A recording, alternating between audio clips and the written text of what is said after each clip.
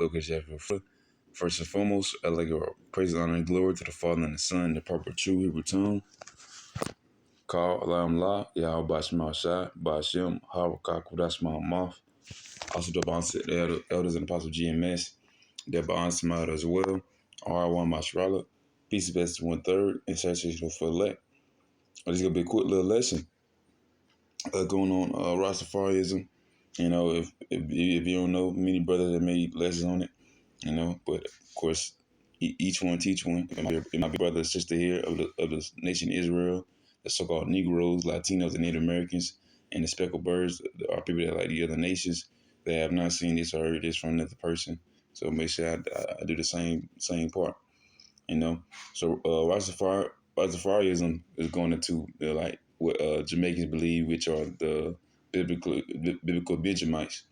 Nonetheless, they believe in Rastafarianism. It's a form of basically kind of like a form of Christianity. That's where they kind of got it from. Anyways, they got it from the Bible, and it was made by a Cushite, Ethiopian. So I'm gonna get this overview right here. It says Rastafarianism is a religious and cultural movement that originated in Jamaica in the 1930s. So it's not even that old. This is only like 100 years old. And just like Jehovah Witness is like a couple hundred, almost 150 years old. And it's made by an Edomite with a Masonic Edomite with a pyramid on his gravestone. But that's another topic. It says in Jamaica in the 1930s, it is characterized by belief in the divinity of Halal Selassie the first. And let me get what he look like, man. Guess what he is? An Ethiopian, man. It says Halal Selassie, former emperor of Ethiopia. So just like how they do today with them, with the missionaries, Edomites go, across the world giving Hamites Bibles or Catholic Bibles or whatever. That's just a form of indoctrination. It's the same thing they've been doing for the past 2,000 years that Esau been doing. Of course, these heathens gonna follow suit to the power, to the power of this world, the hammer of the earth, Esau, the Caucasian race, So it says the former emperor of Ethiopia, whom they see as Jah, going, like I say, going to the scriptures, knowing that the true name of the Father is Yahweh, not Yah, not Jah. There's no letter J's in Paleo Hebrew.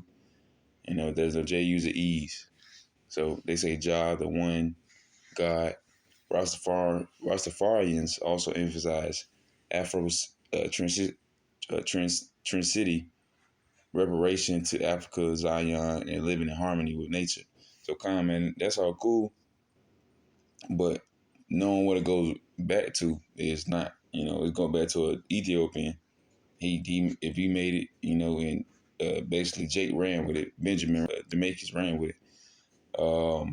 Nonetheless, that's what they did with it, and they use it as a form of they trying to use it as a form of good, trying to make it right, but it's not righteous. It's coming from heathen, and nonetheless, it's not bearing witness to the true name of the Father. You call it Jah or Yah, it's Yahweh. That means He exists. And calling His name His only begotten Son name, our King. Our God as well, Yahweh Shai. Meaning He delivered. He gonna deliver His place to show destruction. He gonna slay these Ethiopians, these Cushites. He gonna slay 2/3 of our people that don't want to get right with it, because it's being presented unto you now that them dreads. They introduced that as well. But that's like that's a Buddhist form of that comes from like Buddha. They basically pray and they reach quote unquote nirvana, and they just don't bathe. That's a form. That's what Esau do. They don't bathe for like long periods of months, years, and naturally the hair just keep growing, and it just locks up with dirt. Our people do that naturally. Our people do that like not naturally. That they twist it themselves and they just let it grow. Because our hair can do that. But it's not supposed to do that. You're supposed to plait it. So you can unplait it, wash it, you can put it back in, just like Samson. It's not locks, it's plaits. It's braids. And I think I did less on that as well.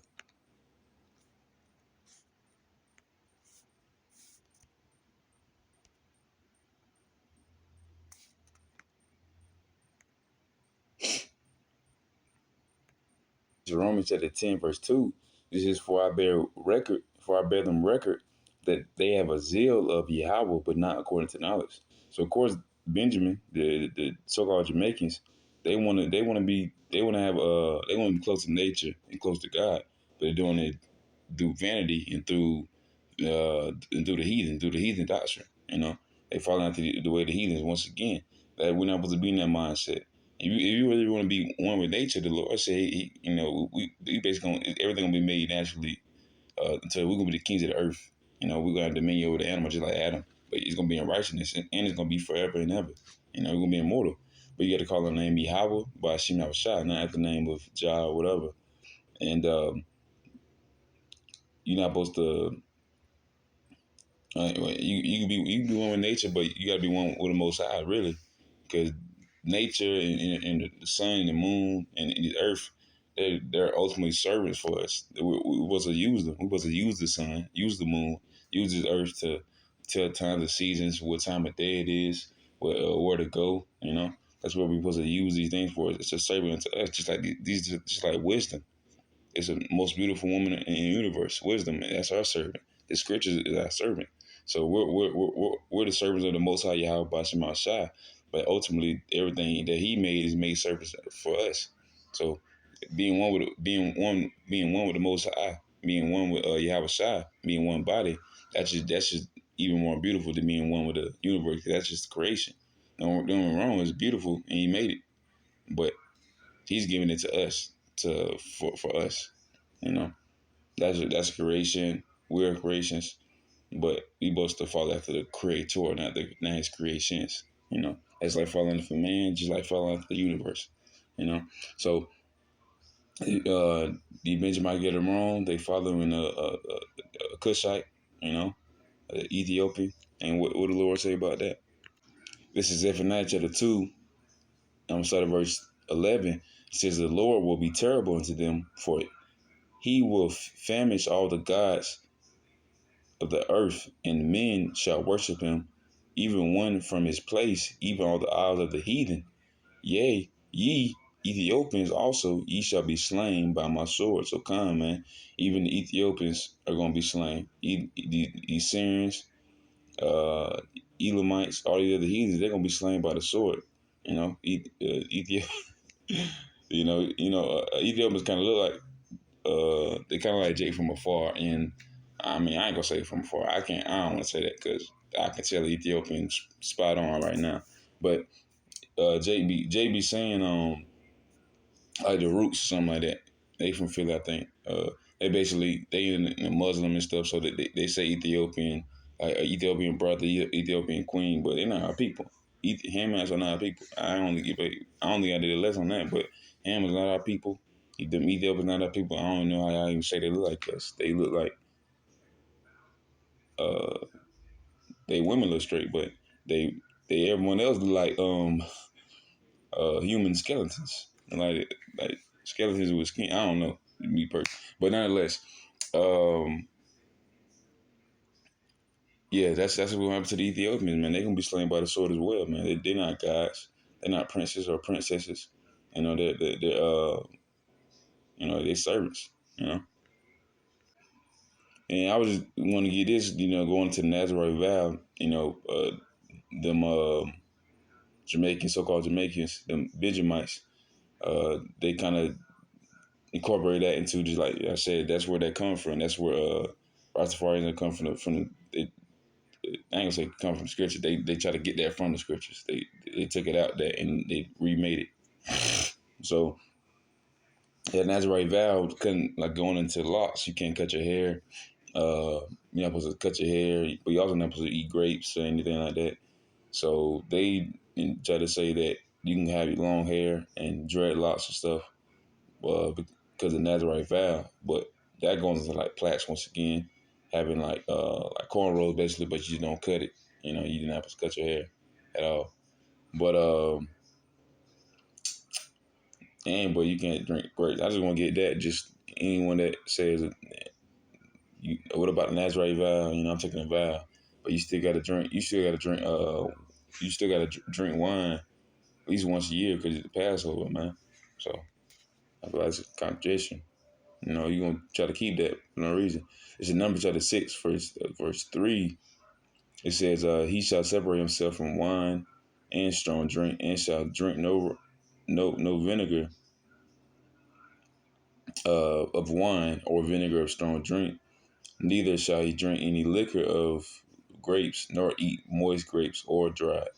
All the days of his separation shall he eat nothing that is made of the vine tree, from the kernels even to the husk. All the days of his vow, his separation shall no razor come upon his head, till the day be fulfilled, in which he separated himself unto the Lord. He shall be holy, and he shall let the locks of his head grow. All the days that he separated unto the Lord, he shall come at no dead body." So basically, if you actually thinking that that's right about, you still you gotta you gotta cut your hair, Passover, because you're gonna have to drink wine, you know. So you kind of broke the vow right there, you know. That's that's not righteous ultimately. You know, you're not supposed to do that. I mean, just because that's like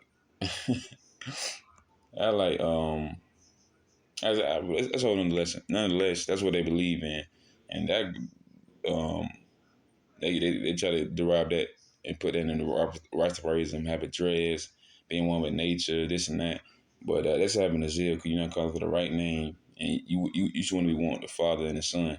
You know, having that same spirit, ultimately the spirit of truth and wisdom, knowledge, and understanding. You know, and that falling out the new Ethiopian and whatnot. So, but yeah, after that was an edifying little lesson. With that, I want to say shalom. Damn.